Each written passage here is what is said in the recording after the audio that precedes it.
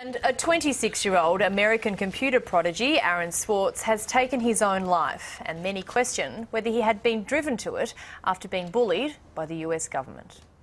Few would disagree that Aaron Swartz was something of a computer genius. At 14, he helped develop RSS, one of the most commonly used pieces of internet coding, which basically allows anyone to subscribe to their favourite regularly updated websites. He was also one of the original founders of Reddit, a social news website which many know as the front page of the internet. But it was Aaron Swartz's drive to keep the internet open and provide access to all that is generally seen as his most important work.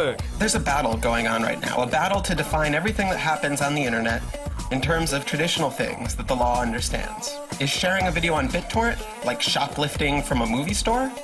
Or is it like loaning a videotape to a friend? In July 2011, Swartz was arrested and accused of illegally accessing and downloading 4 million documents from an online archive of scientific papers from the Massachusetts Institute of Technology. It's assumed Swartz planned to openly share the documents, which he felt should be free for everyone. And for his crime, he faced 35 years in prison and a $1 million fine. He certainly wasn't going to benefit monetarily from what he did. I think some of the things he was working on were new ways to disseminate knowledge, and we need those technologies in order to make research more widely accessible to the public.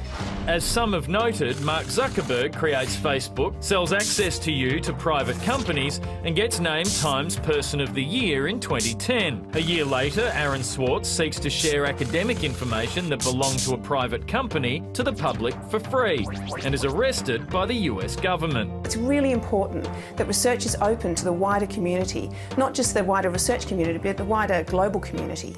Reportedly, he suffered from depression in the past, and on Friday, Aaron Swartz was found dead in his New York apartment, having taken his own life just weeks before he was to face trial. His family released a statement in which they said Aaron's death is not simply a personal tragedy. It is the product of a criminal justice system rife with intimidation and prosecutorial overreach. So, was Aaron Swartz a criminal and an internet pirate, or a misunderstood online libertarian? I think a lot of it just comes down to the fact that people at the State Department don't really seem to understand what the internet is.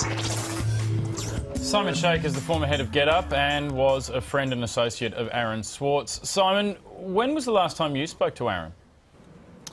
We were together in New York last Wednesday, and we spent a bunch of time together over the last few weeks. And you know, we were dreaming things up, as always, dreaming up new ideas, pushing each other's thinking, particularly him pushing mine on how to engage people with activism, for example. So did you get a sense that his impending trial was playing on his mind? Yeah, I think there were signs, you know. Aaron is someone who spends so much time talking about other people's plights, other people's situations, but in the time we spent together, he spent basically no time talking about his own. And I think that was a sign of the trial, but also the bullying of the US attorney, frankly, weighing on his mind. Now, Simon, you mentioned the bullying from the US attorney. What form did that take? Well, just days earlier, they were sending messages to him about the intensity of the case. You know, the fact that they put up that many charges with such a long sentence as a possibility is clearly a result of the fact that some prosecutor there in Massachusetts wanted to get his win-loss ratio up. And isn't that just disgusting? The real-world consequences of someone trying to push someone into a plea bargain by suggesting that the downside of not doing so is so bad, just to get his win rate up. I mean, it is just despicable. Simon, tell us a little bit about Aaron's passion for keeping the internet free.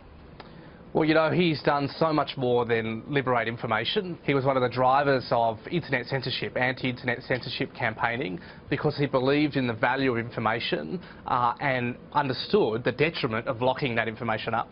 Simon, it's very sad what happened, but it is fair to say, isn't it, that these journals that Aaron downloaded were not his to download and share.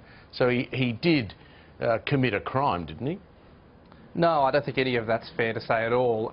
He openly, freely accessed these journals using the open network at MIT, and some information has come out in the last 48 hours that shows that MIT purposely have an open network. Now, he sent those files back to JSTOR when he downloaded them, and JSTOR ultimately, and this is the vindication for his work, they ultimately changed their policy as a result of Aaron's activism. I think it's also worth remembering, though, that Many of these journals and articles were written using public funding. That's what was driving Aaron's activism. These were written using public funding. It's certainly a tragic story. We really appreciate you speaking to us, Simon. Thank you. And if you or anyone you know is struggling with depression, call Lifeline on 13 11 14. Stick around, we'll be back in a tick.